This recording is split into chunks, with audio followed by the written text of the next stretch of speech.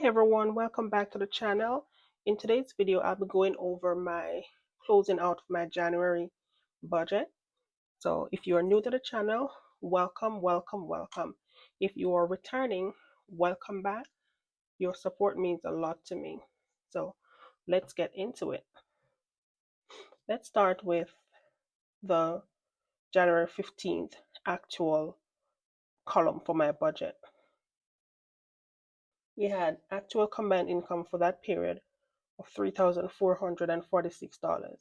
Of that amount, housing and daily expenses was allocated $921.58. You see that for car insurance, it's highlighted in red because the amount budgeted was $350. We actually had to pay $393.13. That's the only line item that was under budgeted for the period. Moving on to the debt category, total credit cards from that paycheck, total car loans, personal loan, total $2,524.42. So both debt and housing and daily expenses balance out for the $3,446. At the end of that period, my account was zero because I'm maintaining a zero for each pay period.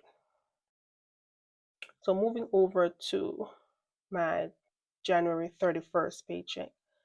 So January 31st paycheck will cover expenses between the 28th and the 14th of February.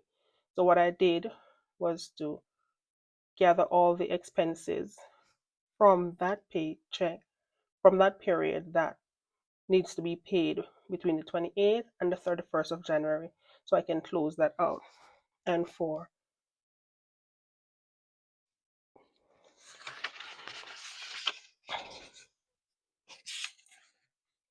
so that would be all these bills right here.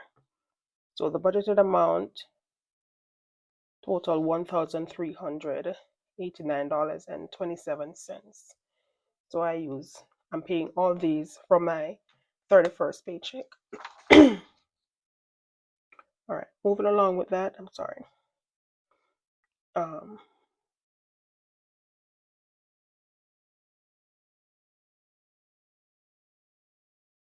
So that's the total debt right here.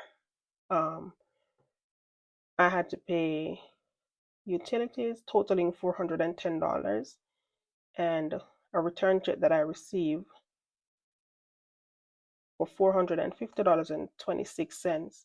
So that total income is $1,799. That's total expenses and $450.26. So the total amount that I took from my 31st income was $2,249.53 to cover these expenses here.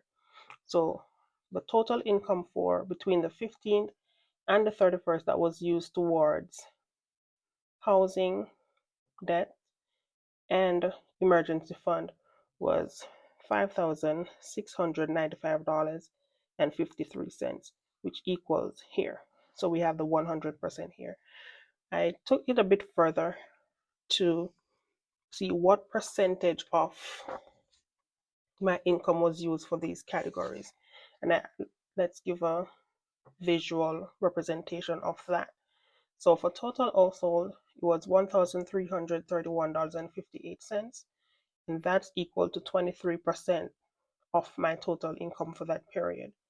Savings and emergency expense fund received 8% of the income for that period. Now, debt is the biggest portion, which received $3,913.69 for that period.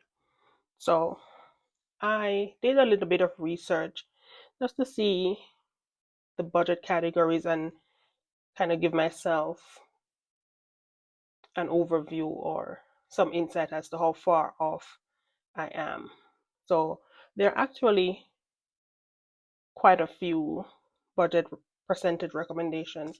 You have the 70, 20, 10 recommendation, and that formula divides um, your income 70% for living expenses, 20% for savings and debt, and 10% for additional savings and donations. Then you have the 40, 30, 20, 10 recommendation, which assigns 40% of your income to housing and food, 30% to discretionary spending, 20% to savings and or paying off your debts, and another 10% for charitable contributions. Then the most popular one is the 50, 30, 20 guideline. And with that, you allocate 50% of your income towards needs, 30% towards wants, and another 20% toward savings. So, what do you do in a case where we are not within any of these recommendations? For me personally, I'm not going to be disheartened because I know that budgeting is not a one size fit all, because life is not a one size fit all.